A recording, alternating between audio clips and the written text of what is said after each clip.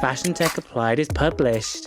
My co-authored book taking you through 6 chapters and covering the technologies and innovations powering the fashion industry. I'm Jeun Ho Tsang, founder and CEO of Beyond Form, and welcome to the special podcast series Applied. Each episode, I'll be sitting down with incredible fashion tech professionals that are featured inside the book. On today's episode, I'm sitting down with Pauline Guesné, co-founder of Refact, a textile recycling solution based in France that can turn used garments back into usable textile fibres. So far on the Applied series, we've predominantly discussed software and digital solutions, but Refact is our 100% hardware technology that uses practically magic to break down existing textiles. In my conversation with Pauline, she rings alarm bells into how little the industry is doing to embrace circular tech like hers, and how the people with money don't seem to want to buy into it even though it's necessary for the planet. We were like, okay, we need to do better, because once we started with that first product and we realized how much the industry was damaging, we're like, okay, this first product is cool, we're making money out of it, but we need to do better. And it was a little bit of a case of if not us, then who? If not now, then when? So what does it tell about us if we try to do nothing about it? Let's get into the conversation with Pauline on this episode of Venturing into Fashion Tech. How are you today, Pauline? Hello, I'm good, thank you. Good to hear. Looking forward to hearing your journey and how you created Refact, and obviously you're featured in the book. I want to set the scene for our listeners before we get stuck into the conversation, though. The textile recycling market size is expected to reach $7.6 billion by 2030, with a compound annual growth rate of 3.6% during the forecast period of 2022 to 2030, according to Straight Research. So it's quite slow in terms of growth, considering the size and the pace of the fashion industry. And I'm sure you're going to share us a little bit of insights and opinions as well as to why it's moving so slowly in terms of growth. There is a plethora of textile recycling solutions on the market. Many are not yet large, though, in terms of commercial scale due to long development lead times, but they're all trying to combat the current linear fashion system. And I know you're very passionate about this, Pauline, in the various conversations that we've had previously. Refact is featured in chapter 3 of the book, where we discuss material innovations and the supply chain. The space is exploding, which is exciting, but also very confusing for brands, especially for those brands that are a little bit more traditional in terms of fabric choices. So on that note, Pauline, let's start with your entrepreneurial journey. You don't come from fashion, you don't come from textiles, you're actually in corporate consulting to start off with. How did you start on your entrepreneurial adventure? And how did you make it happen for Refact? Well, so I started about almost 10 years ago. It's been 9 years now, so almost 10 years ago. And I was in consulting in France. And what I did was I've always been passionate about fashion. So already when I was at school, we had to do an entrepreneurial project for a year, and it was a fashion project. So I was already thinking about fashion and entrepreneurship and everything. And I met my business partner, Sebastian, at the consulting firm. And we decided to start in duo, because that's our first company together. And we've changed business model quite a bit, because we started doing shirts resistant to stain and sweat. Quite quickly, the shirt worked, and the only problem we had was distribution and sizing. So we decided, instead of selling the shirts, to sell the material that we developed for the shirts to other brands. So that was our first business model change. Then COVID happened, and so we started doing face masks, like a lot of brands at that time. And with that, we all the time we had the first product launched, we tried to launch other projects to try to minimize the impact of fashion on the world. So we had different R&D projects that we had launched already prior to COVID. And one of them was a recycling project, and it showed a lot of promises. And that's 2019, beginning of 2020, when COVID hit. So we did the face masks, and from that we had a bit of money. that we decided to invest all in the recycling project. So it's been over 3 years now. We've started to develop that recycling technology. You did a little fashion project in your younger days, but like corporate consulting is so different to the startup world. I know that you said previously that you've had many learnings and you made many mistakes previously. Like, what put you in that mindset to go from corporate to entrepreneurial life? I mean, to be fair, so I told my parents I wanted to be an entrepreneur when I was 12. And I said to them, okay, this is like the best way to do that is to attend business school in France. And I had my eyes set on that business school called EM Lyon that was specializing in entrepreneurship. So I told them at 12, I was like, I'm going to be an entrepreneur and this is the school I'm going to attend. And I did exactly that. But obviously, when I was at the point of graduating, a lot like American citizens, I had student debts, right? So I had no money, student debts, no corporate experience at all. And my father is disabled. My mother is a teacher. So I didn't even have that experience through my parents' job of the corporate world. Like I knew nothing about it. So I thought, you know what, going to consulting would be a good way to make money and also to approach different problematics of the corporate world and try to kind of get to know how a company works, right? Before I create my own. So for me, it was never about staying in the corporate world. It was always a stepping stone. But then when you're in it, it's so comfortable, right? That you start to question, I'm like, I'm gonna really be an entrepreneur because you're in that, you're doing consulting, you have a great pay, you have very smart colleagues that teach you a lot. You change what you're working on every 3 to 9 months maximum. So you see a wide variety of companies and problems that you need to solve. And it's absolutely fascinating. So for a second there, I questioned whether I was going to stay in the corporate world or actually achieve my dream and become an entrepreneur. And it required a lot of sacrifices. And it has required a lot of sacrifices for the past 10 years still. I can just imagine 12-year-old Pauline saying, I want to start my own business. I think at 12 years old, I wasn't even thinking about what I'm going to do in the future. So that's very forward-thinking of you, I guess. And I think for context of our listeners that aren't from France, have never been to France, starting your business is not necessarily the number one agenda, shall we say, especially back in those days. No, yeah, the French mindset is not as entrepreneurial as other cultures, for sure. And it is a bit of the administrative system can be a little bit heavy. And it can be hard to navigate to create a company. And for me, the 12-year-old thing started actually. So when I mentioned my father was disabled, so he started to be ill when I was about 6 years old. And so at 8, I had like a huge existential crisis. Like it's way too early to have an existential crisis at 8 years old, I know. But I was like, okay, so my parents are going to die. Then I realized I'm going to die too eventually. And then I was like, okay, so when people die, what happens? And I was like, okay, so maybe they go to heavens or whatever. But what happens to those who stay on Earth? Like, what's the impact on them? And I was like, okay, maybe your children are going to remember you or your grandchildren are going to remember you. But then after that, like, you just fall into oblivion, right?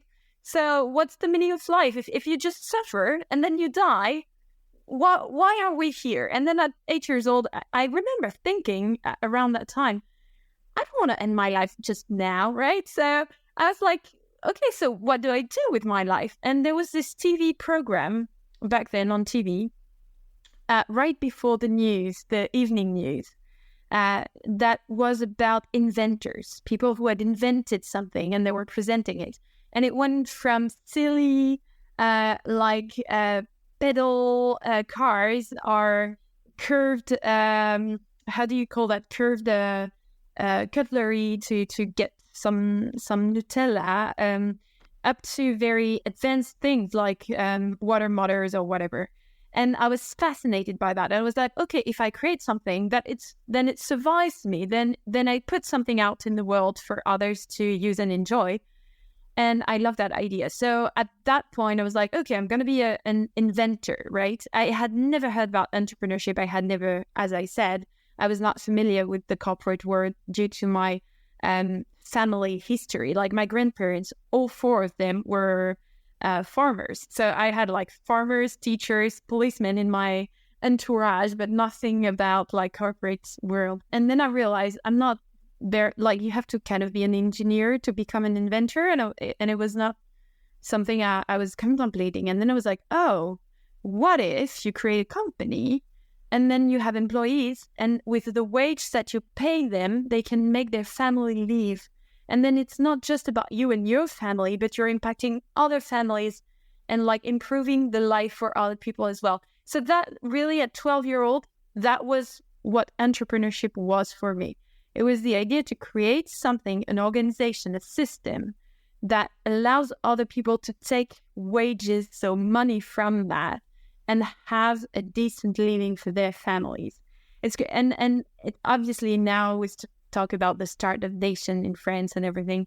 So obviously entrepreneurship has a whole different meaning. But I'm talking 23 years ago, so I'm 35 going on 36. So clearly back then it was not popular at all. But luckily you stuck with it. You stuck with this curiosity to create, break things, invent things, which brings me on to my next question then. What is Refact that you've invented? Yeah, so Refact is a recycling process for textiles. And the very cool thing is we're able to recycle multicolor, multi-composition textiles that are used textiles, because a lot of people don't know that, but you have pre-customer textiles that are production scraps, and then you have post-customer textiles that are your clothing, bed sheets, towels, whatever, and it's much more complicated to recycle the latter. So this is what we're focusing on right now, and we managed to take those used textiles and create absolutely new fibers with them that can be used to create, again, other clothing or other articles of textile. You talk about they're taking apart clothing, but it's pretty difficult to take clothing apart, especially within fashion, where designers are not necessarily designing with that mindset that eventually the garments need to be pulled apart for recycling.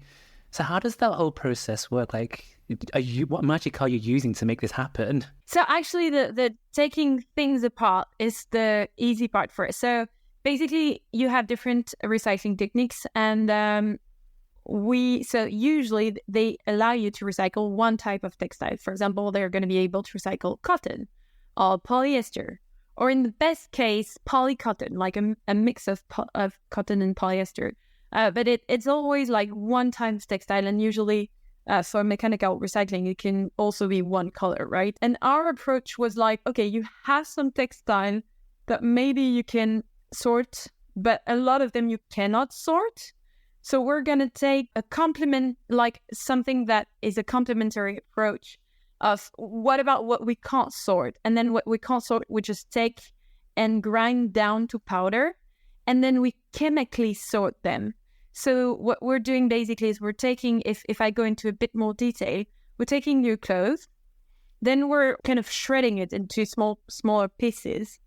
Then we try to isolate the accessories, so buttons, zippers, whatever was not textile. So we have different ways of doing that, like with airflows or with magnets to capture the metallic parts. And then once we get that, the textile with a lot of accessories taken out, then we can just grind it into powder. So we get a multi-composition, multicolored powder. Then we take out the dyes, we remove the colors. So we get like a white powder, not like cocaine, a lot more fluffy than that. No, not cocaine at all. But when we talk white powder, sometimes it's what people think about.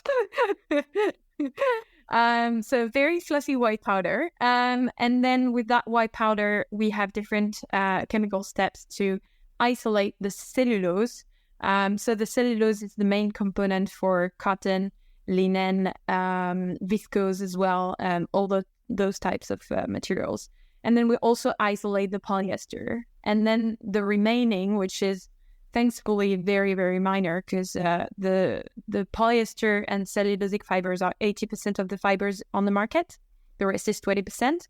And when we take the waste, we try to take waste that is going to have less of the others. So, for example, we're going to take trousers, shirts, towel, bed sheets, but we're going to try to stay away from coats and underwear, bra especially, and pullovers that are mainly made of wool, right? So the rest we discard. We can't do anything with that, but at least there are those two materials, primary materials that we can recycle. So for listeners that are trying to make sense of this magic sauce that Pauline has described, she is featured in chapter 3 of the book Fashion Tech Applied.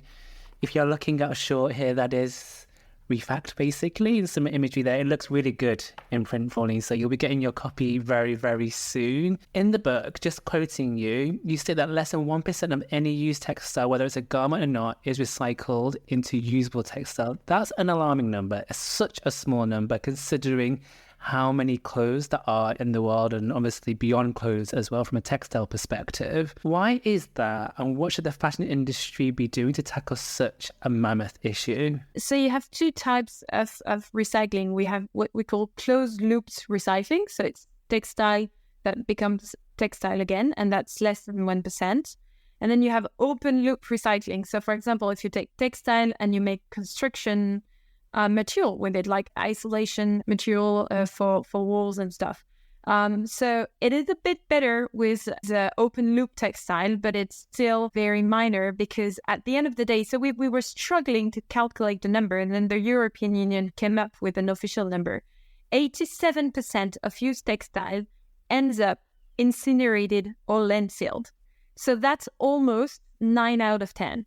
9 out of 10 garments are going to end up, well, and it's in weight, so it could be even worse, are going to end up landfilled or incinerated. And so and less than 1% are going to be textile again. So it's absolutely mind-blowing and crushing. I think there are different reasons for why it's not better. First of all, up until that point, it's been, I mean, we see it with some apps like Shein and other companies like that. Textile can be quite cheap. And so it's about, are the consumers and the brands willing to pay more, because recycling is not going to be that cheap. So sometimes when producing new is less costly than producing recycled, it doesn't encourage recycling, right? But I think we're now at this point that people see the value of changing their habits and trying to make better choices for themselves and for the planet. So I think we see an opening. The market's been changing for the past 5-10 years. There is another factor that is the regulations. So now in France, you have a new law called AGEC law, compelling brands to include recycled materials in their collections. And they're both encouraging it through subsidies and also being coercive about it with progressive numbers of recycled material that they have to integrate year after year. So yeah, you have a will from the end customer, from brands, from governments to make it happen. So it's starting to emerge. And obviously it's as we said before, it's a very complex thing to do, because you have, so the 3 problems with textile recycling are real simple. And I mentioned it before, it's multi-composition, multicolor, and accessories. Those are the 3 problems. And so because it was not a simple thing to solve, and it was not profitable before, then nobody did it. But now everybody's starting to take a look at it, and hopefully we see more and more technologies emerge in the coming years.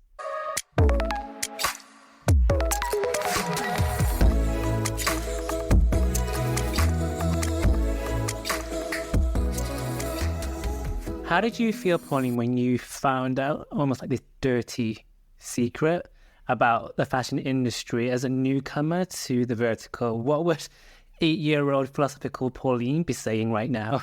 Honestly, I was appalled. I was really sad, really, really sad, because I thought, I never imagined that 9 out of 10 pieces of clothing were incinerated or landfilled, and especially where it's landfilled and how it impacts certain low-income country. I find this even more disgusting, that we take some countries to be our trash bin, and I really feel that it emphasizes inequality among men on this planet. So yeah, I was appalled, and this is one of the reasons why when we launched our first product, resistant to stain and sweat, that already had an environmental component to it, we were like, okay, we need to do better, because once we started with that first product, and we realized being in the industry how much the industry was damaging for the environment, we're like, okay, this first product is cool, we're making money out of it, but we need to do better. And it was a little bit of a case of, if not us, then who? If not now, then when? Because we had, for our first product, we had built a textile laboratory. So we were like, okay, now we have the lab, we have the resources, we have the money. So we have no excuse, and we know what's happening now. We didn't know before, but we know what's happening now. So what does it tell about us if we try to do nothing about it? I completely agree, Pauline. And I think the fact that, earlier in the introduction, I said that the growth rate of these types of solutions is actually quite slow. It's only 3.6%. You mentioned there that obviously things are changing, but it doesn't seem to be that quickly, actually. And we find that many fashion brands, they say it's important, but it's not important enough necessarily to move quicker. Yeah, and we've seen it because, so right now we have the technology, so for Refact, our advancement level, let's say, so we have developed the technology in the lab. We have built a full production chain in the lab. We're able to make a few kilos of fibers. We have filed the different patents on our technology. And we're now we're now at the point that we're trying to set up a factory, a demo factory, right? To be able to make about 300 tons a year. So we're at this very stage of industrializing our solution. And for that, we need money. And we've been trying to raise money for the past 6 months. And so far, it has proven really challenging, and we have not raised that money. And when we go to talk to brands, and I understand we're making fibers, so we're a bit further away on the production chain than what they're used to. They're used to buying garments or fabrics, and we're a bit more up the value chain. But they are the one with the power and the money to make it happen, and they don't necessarily invest. You have a few exceptions, namely H&M, who's investing in some textile startups. Recycling textile startups. But apart from that, most of the other brands are not yet there. And it's been challenging because the traditional VC funds are not necessarily keen on textile, because historically it's not been performing the best, especially in Europe. It's really challenging to find funds to industrialize this process. I can just imagine how frustrating that is for you, because the innovation is there, the tech is ready, you know how much potential impact it's going to have, not just on the industry, but the world at large as well. And people are saying to you, but we're still going to prioritize making an ROI for our LPs on a 10 times return rate or whatever it is they're trying to promise. And I think, as you say, it is sad. And I think for fashion as well, many professionals don't understand what that means as well. And quite often they are turning a blind eye away to it, I would say. I think out of all the technologies that we do feature inside the book, Refact probably got the longest lead time out of all the tech, because it's hard tech as well. In terms of lead times, we've had conversations about this previously. It can take up to 10 years for it to be commercially ready and scalable. In the book, we do actually say it took you 2 years worth of R&D and 150,000 euros of your own money, which is now actually a wrong stat, apparently, and it's taking you a lot longer and a lot more money. Why does it take so long? Yeah, actually, so the number and the timing is correct, but that was for our first product. So for Refact, we're at 1.5 million, so 10 times more than this. And the overall process up to having the patents and everything has taken us almost 3 years. But yeah, it's extremely frustrating, and especially like even for brands, if they cannot invest, we're trying to rally brands to sign support letters, right?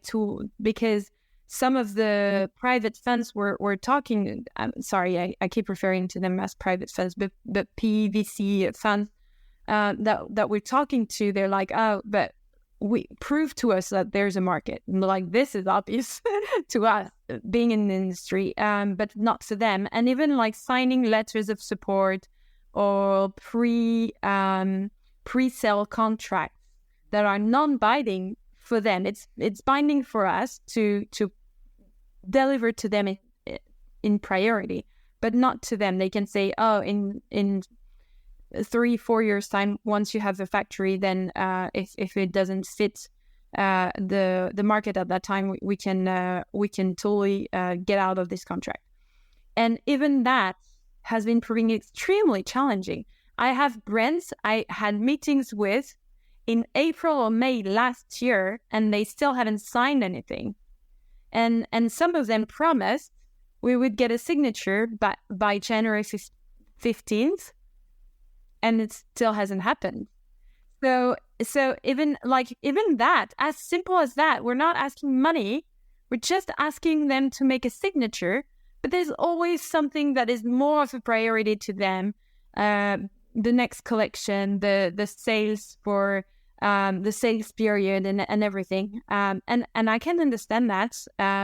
And I can understand that for brands, the last years have been really challenging with COVID and then inflation, and that they're struggling. I can understand that they're reducing their workforce and that the people remaining in those companies are absolutely overwhelmed with the amount of workload that they're dealing with. I can totally understand that. But at the same time, what does it say about us as an industry, right? That we're never prioritizing these projects that are supposed to be our future. For any listeners out there, I guess, or brands that are listening, then I think it's a case of get off your bum, shall we say, and do some action. And as you say there, ultimately this industry and for the world, ultimately, there's going to be an end to it because we only have so many resources that are possible, shall we say. So we interviewed you at the end of 2022 for the book. So around 14 months have now passed. Can you share any insights and numbers that have come to fruition within that time frame? Well, we have, so I mentioned that we are able in the lab to do a few kilos of material. For some of the steps for our recycling process, we've started to do some tests on 200 kilos. So we're really, even though we haven't raised the money to build a full-size factory yet, we're still advancing on that front, trying to up the quantities progressively so we can start. It would be really cool to be able to start a test launch with a brand. So that's what we're trying to achieve now. We also have got a lot of subsidies from the French and the European governments. And especially we have 2 million that have been allocated to us that we have not yet spent.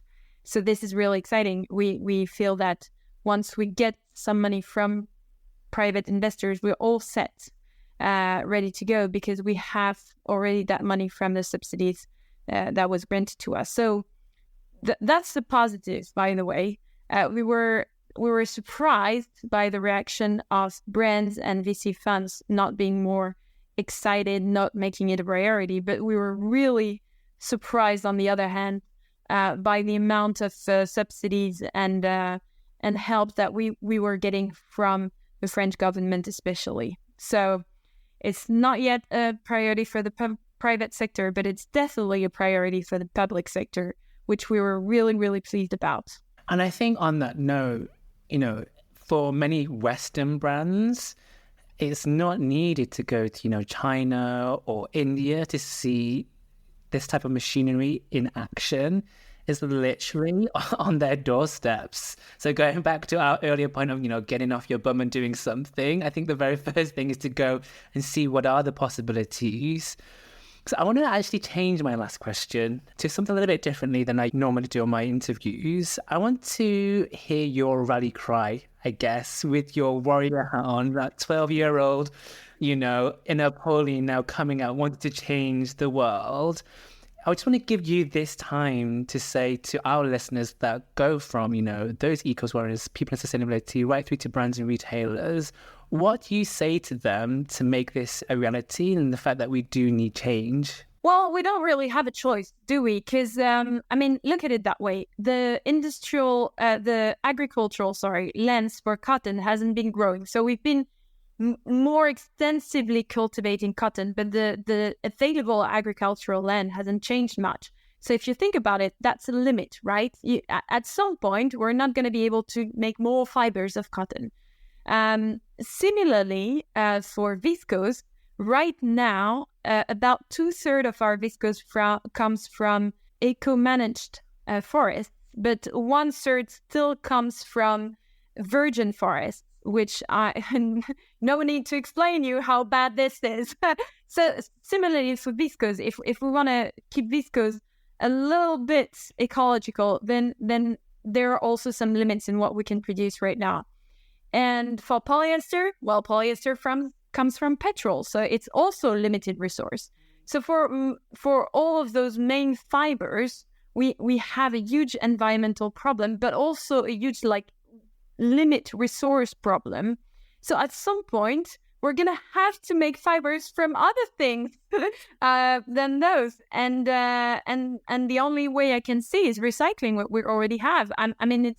It's so sad that we have this huge pool of resources, 87% of used textile, that is not being used in any way, shape, or form, and just literally going up in flames. So we absolutely need to react now.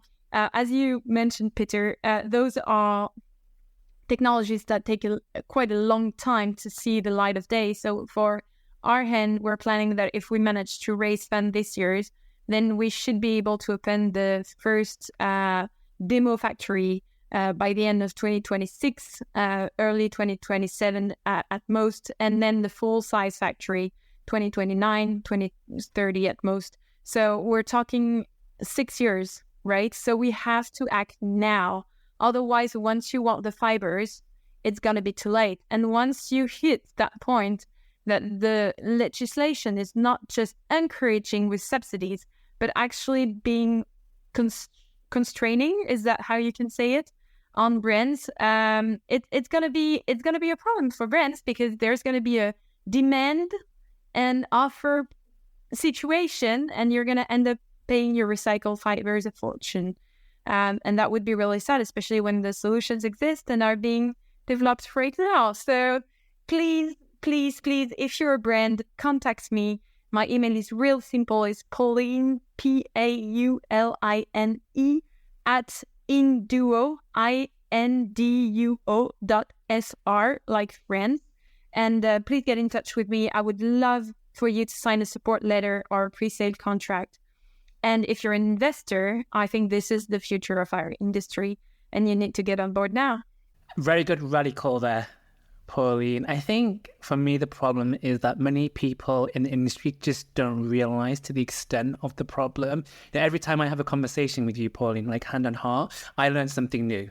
And I think that's really surprising, considering that every fashion product starts with raw materials of some kind, and most of us don't know where it comes from or what happens with it at the end of the life cycle. So there's this huge knowledge gap as well, especially for the people that are building the products, shall we say. I just want to finish off this interview with a quick fire round of questions. So the first answer that comes to your head, are you ready? Yeah, go ahead. Have you read Fashion Tech Applied yet?